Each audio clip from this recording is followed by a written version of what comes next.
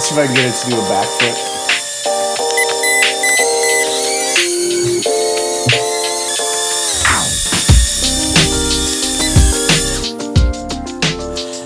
Hi, my name is Mike. Thanks for having a look at my video.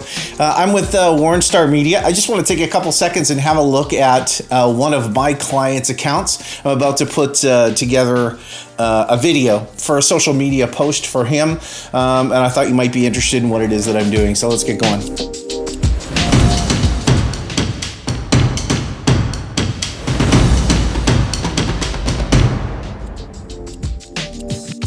Thanks for having a look. Once again, my name is Mike. I'm with Wornstar Media. I'm based out of Winnipeg, Manitoba. I look after people's social media accounts. I post daily to Facebook and Twitter and Instagram, which is a favorite of mine. And to a lesser extent, I help people with their Google My Business as well.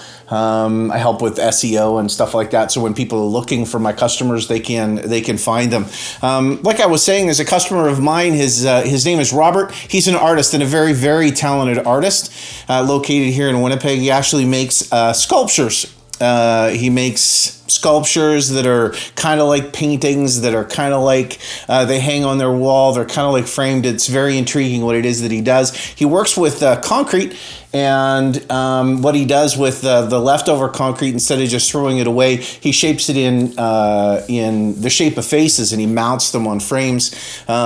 It's incredible what it is that he does, and I'm very proud that I've got to work with him on this. So what I do is I look after taking pictures for him of his work, of himself, of his workshop, and I look after posting information about his work on his social media platforms. I actually built a website for him through GoDaddy as well. I'm going to put lots of information for you with regards to how to find Robert and find his work and how you can support him. Maybe have a look, and if there's something you like, maybe you'd like to make a purchase from him as well. I'll send you. I'll put on the screen his website so that you can find it. I'll put a link in the description below about his website as well, plus his Instagram account, and that you can support him. But let's dig in and let's have a look at what it is that I was thinking. This is how I organize all of my stuff. My promo videos are sitting right here, and the name of his account is called Faces. And the latest one that I've been working on here, putting together some posts for him to help market his specific sculptures, his paintings, his works of art. And what I've been doing is putting together little Instagram posts, little 15-second Instagram posts. I was about to go in and make some more of them. So I thought you might be interested in what it is that I'm doing and how I go about doing posts. The software package that I use to put all the promo videos that I do and for my clients is with Premiere Pro, which is an Adobe product. There's other choices, but this is mine of preference. I'm looking at a project file right now. It's basically a template I put together for Robert with some music and some clips, and I cut everything to the beat of the music and that sort of thing. So I'm going to have a look at that. But let's first have a quick conversation about what size I go about putting it together. I make it 4x5, and the reason why I make them 4x5 is because it takes up the most amount of real estate on social media, both on Instagram and on Facebook. When you post something on Instagram, it takes up so much space as opposed to being square, maybe a 16x9. When you take a 4x5, it takes up the most amount of real estate, so it really captures people's attention the most. So that's the way I set it up. I also do things at 24 frames per second. That gives you a real cinematic look with regards to the post as well. When you're doing video, it's really the nicest. So that's the way I go about setting it up. So what I've got here is I've got a template that I've set up. Here's frame number 1, 2, 3, 4, 5. You'll notice this down here is actually the music track. These are the video tracks. This is actually his website right here. And then I've got frame number or titling frame number 1 that actually describes the work of art itself. This one here actually talks about the pricing, and then there's just like a logo dump here. This is something you might find kind of interesting as well, is I've actually set up an adjustment layer.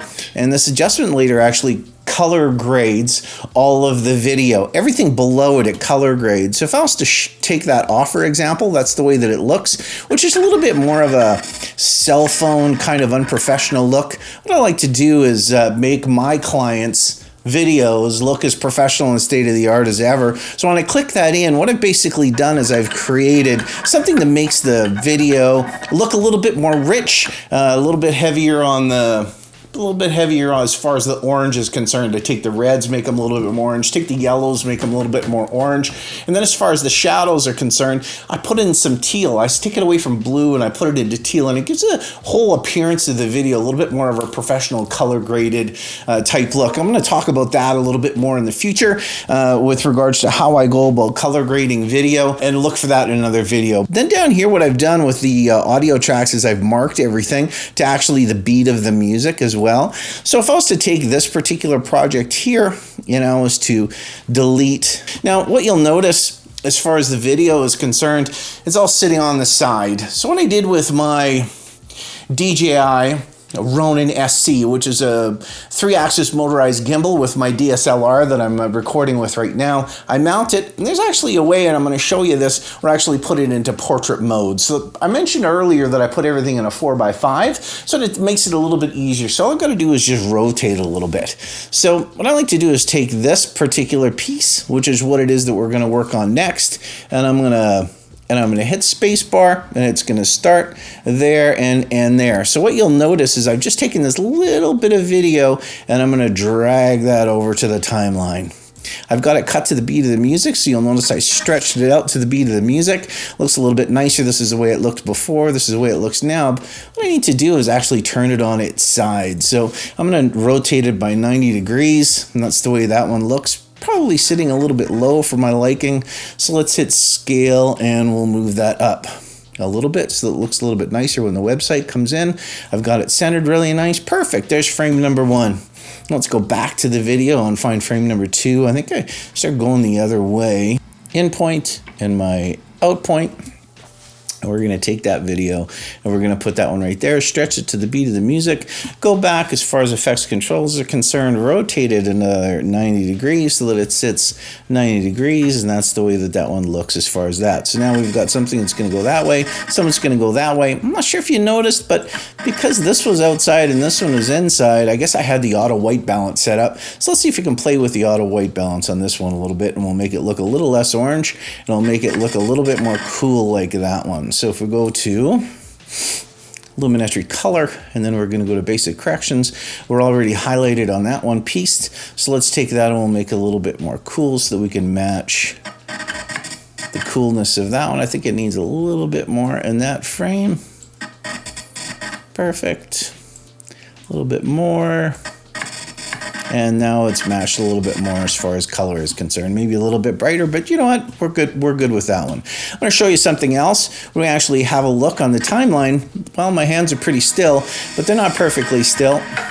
This still does a little wavering. So what I want to show you is the way that I make everything look super smooth. So if I go into the effects area, I'm going to go on warp stabilizer, and I'm going to take the warp stabilizer and drag it on there. And what you'll notice is it's analyzing everything now and how stable or unstable it is right now. It takes a couple of minutes to go through, not a couple of minutes. In the case of this, is a short little thing. So now you'll notice when it go through, everything is just super, super smooth, which is nice. So let's drag that warp stabilizer down here again, and I'll make sure that that particular frame is stabilized as well. We're getting really close, and I do promise you at the end of this video, I'm going to show you this video in how it is that it looks. So once it's done, that's great. So I'm going to go back to this. This is the last place I was at, so I'm going to hit M for mark so I know where I was at, and I'm going to grab a couple frames just to make things look a little interesting.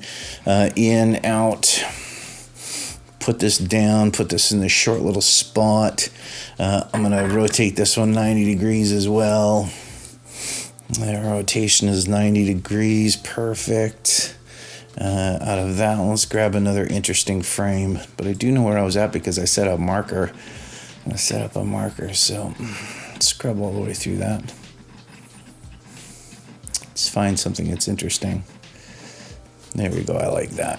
Looks like it's something that's fast, which is what I'm looking for. Just something to grab the viewer's attention.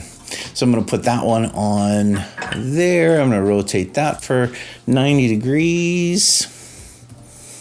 And now we're gonna go back here and go back to my mark point and see where I was at as far as the creating of this. I think I might have gone on this video down to where that nameplate is. So let's have a look to see if that's what I did. So everybody knows, that's the name of this guy, is Skimmia. So what I'm gonna do is just start an in point here and set another out point. Again, my hand's not quite as steady as I would like it to be, despite that I'm using a 3-axis gimbal. So let's have a look at how that one looks. We'll go ahead and rotate that 90 degrees. And let's see if I don't like the white balance on that one either. That's a good lesson to learn, that next time I should be making sure that I have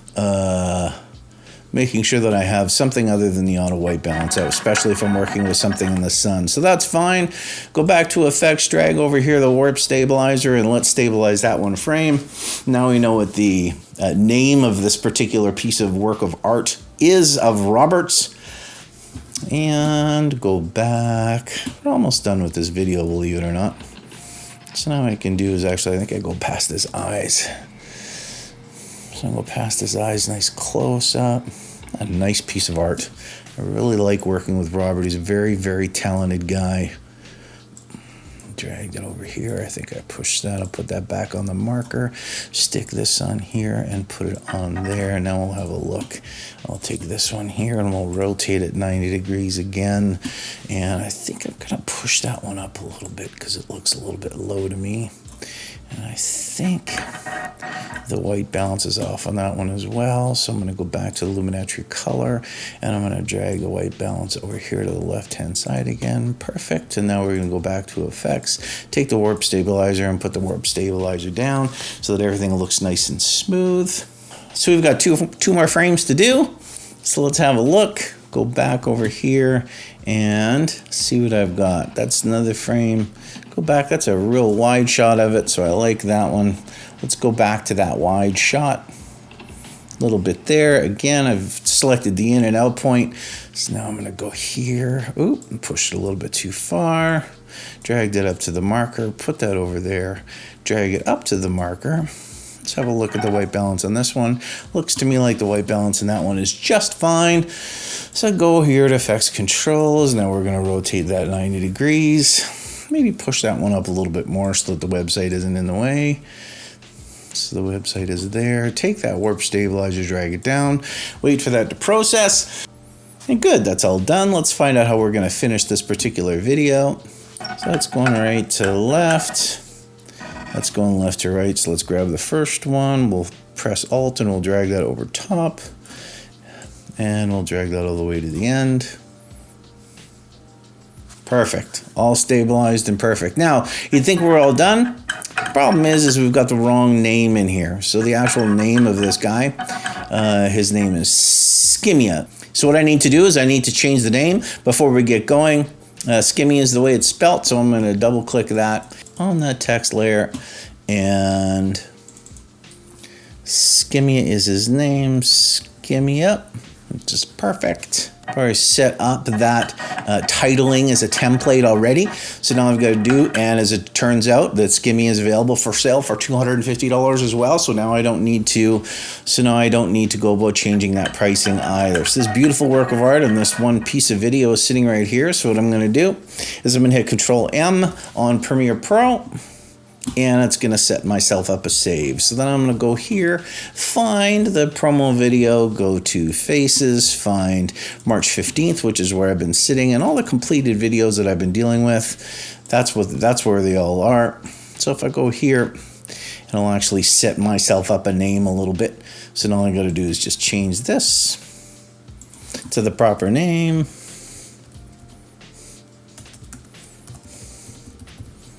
Skimmia, and we're going to hit that, and then we're going to export.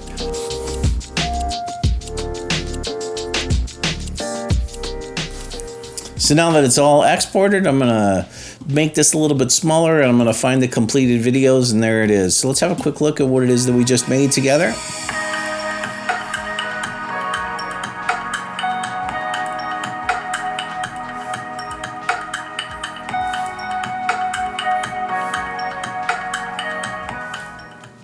Perfect. Very happy with that. There was a white balance challenge, I think, with one of the frames, but you know what? I think it's just me being a little bit picky, so I'm going to be just fine.